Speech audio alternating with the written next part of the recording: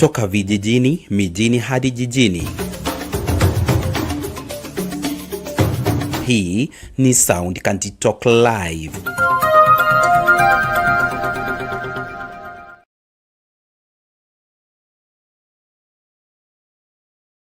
At Citizen TV Kenya and at Ayub Abdikadir, and you're watching the State of the Nation.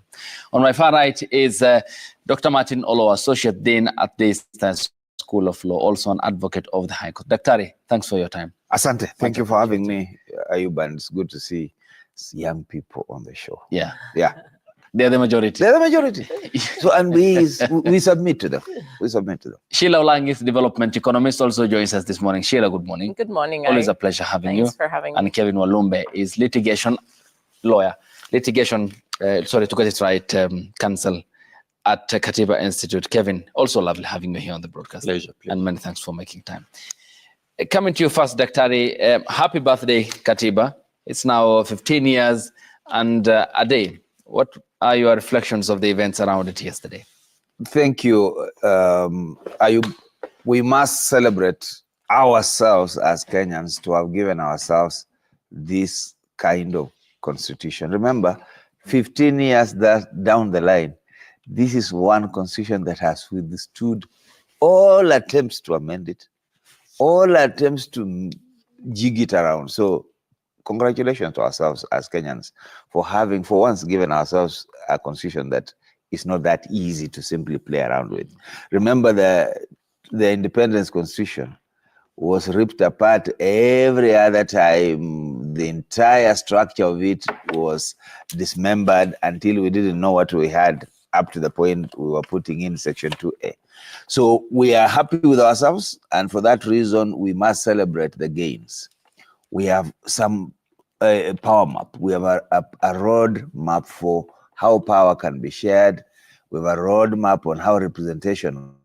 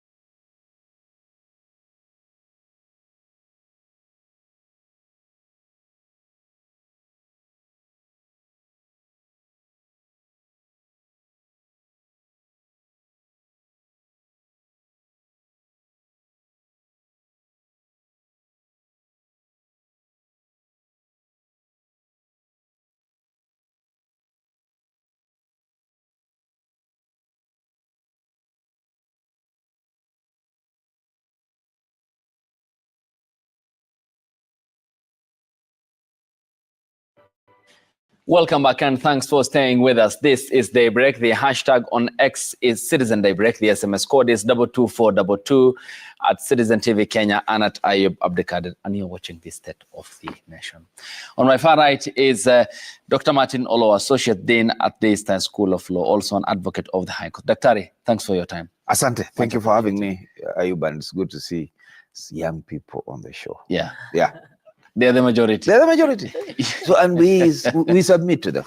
We submit to them. Sheila Olang is development economist, also joins us this morning. Sheila, good morning. Good morning. Always a pleasure having you. Thanks for having me. And Kevin Walumbe is litigation lawyer, to get it right, counsel at Katiba Institute. Kevin, also lovely having you here on the broadcast. Pleasure. And many thanks for making time.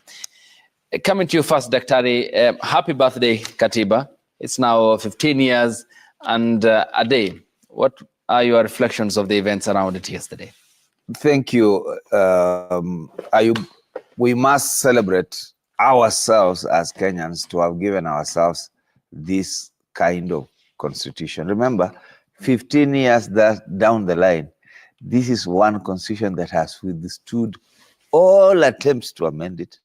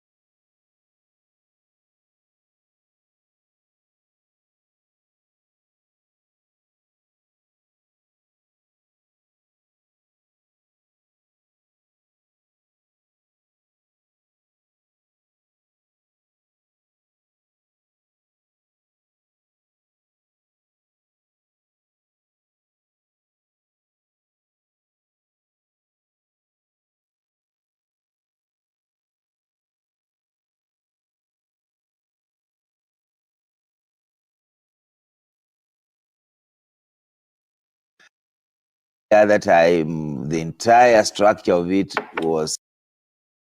What are your reflections of the events around it yesterday? Thank you. We must celebrate ourselves as Kenyans to have given ourselves this kind of constitution. Remember, 15 years down the line, this is one constitution that has withstood all attempts to amend it, all attempts to jig it around. So congratulations to ourselves as Kenyans for having, for once, given ourselves a constitution that is not that easy to simply play around with. Remember, the independence constitution was ripped apart every other time. The entire structure of it was dismembered until we didn't know what we had, up to the point we were putting in Section 2A. So we are happy with ourselves, and for that reason, we must celebrate the gains. We have some power map. We have a road map for how power can be shared. We have a roadmap on how representation can happen. We have a roadmap on the separation of powers, including Chapter 15 commissions that enable some kind of checks and balance that have never been there before. The judiciary is operating fairly independently. Does it have issues? Yes. Legislature, fairly independently. Do they have issues? Yes. The executive, no other executive has ever come under scrutiny than the executives that we've had under this constitution. They never get away with anything. They might get done, but as soon as they are finished, we get to know, we talk about it. We may not like it, they may not like it, but at least we have an opportunity to speak out, and that's a great thing. And that's the freedom created, isn't courtesy of Katiba. Yes. Sheila, as young as Kenya's median age, 19, 15, Katiba is apparently a realization, is it, that Kenya is young, and how has it contributed to the progress of our prosperity given the last 15 years? I think I would agree with what Prof said. I personally am very proud of the constitution that we have. I'm always a champion of saying that Kenya has no shortage of good laws, a great and robust constitution, even compared to a lot of countries within our GDP range or within the region. So I have to say that, first of all, we are, as young people, we're very grateful to the people who fought so that we could have this new constitution, because we just don't know any better. This is what we're used to. We're used to the fact that we can go in and check which article says what. The fact that we have a voice, we have a structured way of giving input and understanding what's going on. This is all thanks to the Constitution. And sometimes I think we take it for granted that we just woke up one day and we had a robust Constitution, and we don't appreciate the struggle that was put forth in order for us to have this Constitution. So I personally am very grateful that we have this Constitution. What we are fighting for today is that we adhere to the Constitution, is that we implement this Constitution, is that we appreciate this Constitution. Because my favorite line in the entire document is always, the people shall, we the people, we own it. And I think that was the most powerful takeaway we had from this constitution, that the country belongs to us. It did not belong to a particular person. I remember discussing with my parents who were telling us, back in the day, they always felt like, maybe during the Moi era, that the country belonged to a certain individual and there's nothing you could have done about it, no matter what you wanted. But we live in a time and space where the constitution belongs to we the people. We are asking for accountability. We know our rights. And sometimes I think we understand the constitution much better than the people who are actually placed there to be implementing and working around it, unfortunately. Yeah, we'll talk about the people and the culture of constitutionalism, which is apparently lacking. But Kevin, ideally, it was ought to remedy all of our problems. And given our past, our dark past. But what did you make of yesterday's commemoration? As you saw, there were mixed reactions towards implementation of the Constitution. But mostly, we see that there's some progress from the past. The dark past is a little bit becoming lighter. If you look at a few issues, for example, regarding gender equality, some of the good things introduced to electoral laws is that during elections, there is a certain percentage of women that have to be brought into power. And this has tremendously improved from the very first elections as compared to the previous ones. And right now, at least every Kenyan, or at least a majority of Kenyans in every county knows about this constitution. I'm not sure that anybody knew about what the independent constitution provided.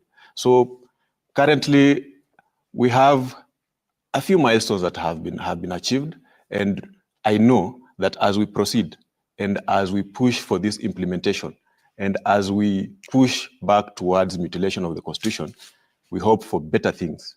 And I join Daktari in saying that this constitution can stand the power that is coming against it for mutilation.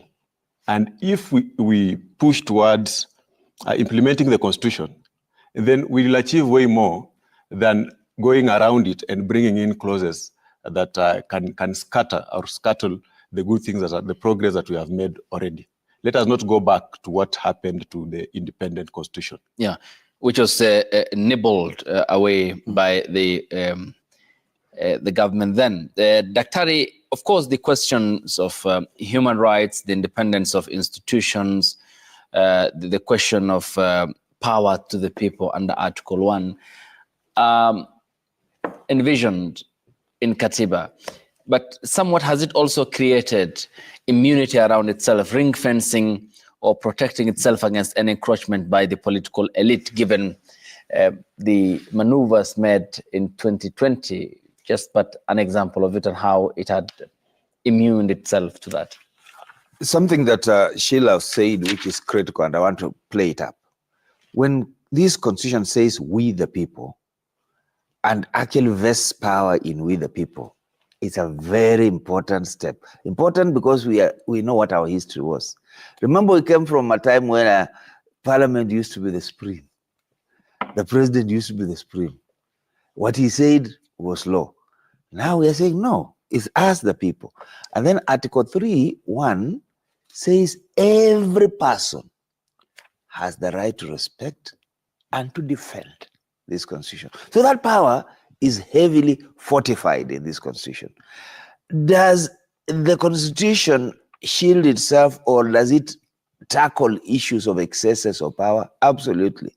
The checks that it places on the executive, the legislature, and the judiciary are meant to hold back those excesses. Is it working very well? I would say it is working. That's why we are talking about it. That every time they try it out, you see the pushback, you see the courts process being invoked, and that is very important. So that I would argue that this constitution has a way in which it is encouraging disagreements, discussions, and perhaps defending itself. Because there are very many avenues, whether you are going to court or whether you're going to the public or whether you are Gen Z going in and reading and playing it out. At least that is a great thing that we have. So that at the end of it all, what Kenyans have done is to bring back power to the people, and people donating that power to the legislature and county and even national level. What I want to say is this. This is not the time for us to talk about amending the constitution.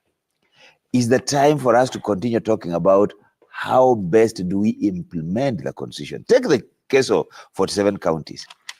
There are too many in the eyes of who?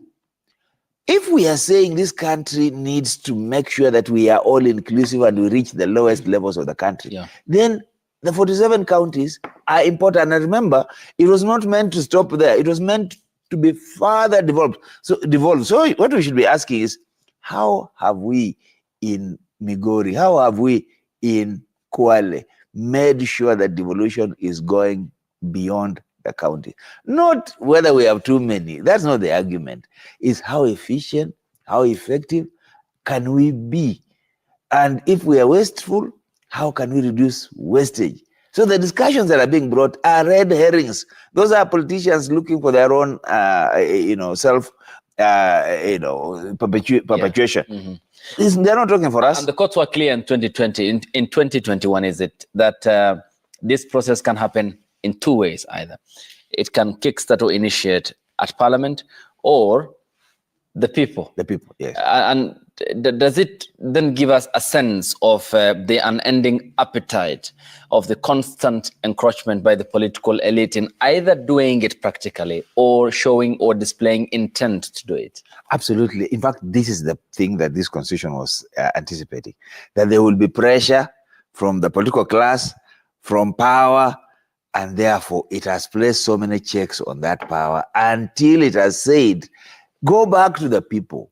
Even when you are going through Parliament, there are clauses that you cannot touch. You must still go back to the people. So that issue of referendum, that issue of ensuring that people are brought along, and then Article 10, transparency, accountability, participation, good governance. I mean, we have it all loaded in there. There is no shortage, as Sheila says, of good things in this constitution. Yeah. Neither is there a shortage of good laws. Provincial administration, this constitution said, it shall be reviewed and reformed. So you don't need to go to the constitution to change the provincial administration. It's the law that was brought that is the issue. Strike that law and you achieve what the constitution is saying. So really, let's leave the constitution alone. We need another 15 years of continuous implementation, discussion, and review, and we just need to reorganize ourselves. We don't need to touch anything in this. And disagreements. And disagreements, yeah. There's an op-ed by Gilbert Muyumbu, International Development Advisor, who has an op-ed on page 18 of the Standard, says, democracy has failed in Kenya, consider turning the country into a monarchy. Sheila. But Sheila... Now, that is a very, very loaded question. It's an interesting opinion. It's an interesting opinion. Yeah. But Dr. Olo points to the culture of lacking constitutionalism. Mm-hmm. But it's dangerous, is it, when in power there is a growing list of personnel who either opposed this dispensation, the president included, or some who find it as an anathema in supporting its implementation. How do we then navigate this culture of assault on Katiba? I think one of the reasons why I love this constitution is because of that concept of checks and balances. The question is always intentions. What are your intentions when you want to touch this Katiba? Is it that it's not giving you what you want, or do you genuinely want to make reforms, and do you genuinely want to make sure that you reach the people? Again, timing, intentions, those are the things that I would look at when you tell me you want to change the constitution. Now, let's have an honest look and ask ourselves, what is not working? I think we run the danger as a country of liking new things. We introduce everything right now is going through some kind of very drastic reform. The health system, we have SHA now, we moved from NHIF, we are going through that, and you can see the issues that are rising. Our education system is going through its own, teething problems, its own major reforms that are going on. All of this is coming at a time when there's a lot of uncertainty. All of this is coming at a time when we're going through an economic revolution of, proportions that I don't think a lot of people appreciate. Yeah. So now to come back and now say, okay, now let's now go back and then review this constitution. I'm worried that, as usual, Kenyans will start feeling like we're just out of touch. Now we're discussing a constitution when we are barely there in terms of being able to address how does the healthcare system work. Health is a devolved function. If you go to a county and it is not working, why is it not working? Do we have, laws in place to ensure that we can actually implement this constitution? So we are not constantly looking for new things. Otherwise we risk being like, a toddler who you give them a toy, they play with it, and in 2 minutes they're like, okay, that's enough. Can I get a new toy again? We need to be able to have the stamina to actually follow through. We need to ask ourselves very, very paramount questions. If it is not working, why is it not working? How do we make it work a little bit better, right? Those are the questions that we need to be grappling with. But at the risk of just having political intentions for constantly asking for these reviews, then we'll become, we're going to get in trouble. I think we have to love our country first. We have to love this country first. Beyond your political ambitions, beyond your financial ambitions, you have to love Kenya first. And you have to ask yourself, is this a priority? Is this what we need to be looking at now? Because should I remind you that as we speak today, we have children who are going back into school. We have capitation issues. We have people who are going into universities who are now trying to be assessed and put into different bands. Do they have the money to go into the universities? We have a purchasing power problem in the country. Our macroeconomic indicators are doing well. We don't have money in our pockets. Can we ask ourselves, why is this? And shouldn't this be a priority? We saw what's just happening now with SHA. Okay.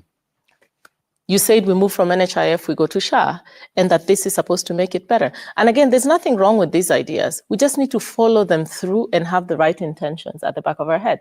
And because the Constitution anticipated that I, Sheila, the politician, will not have good intentions out of my own DNA, so they put checks and balances in place. So we, the people,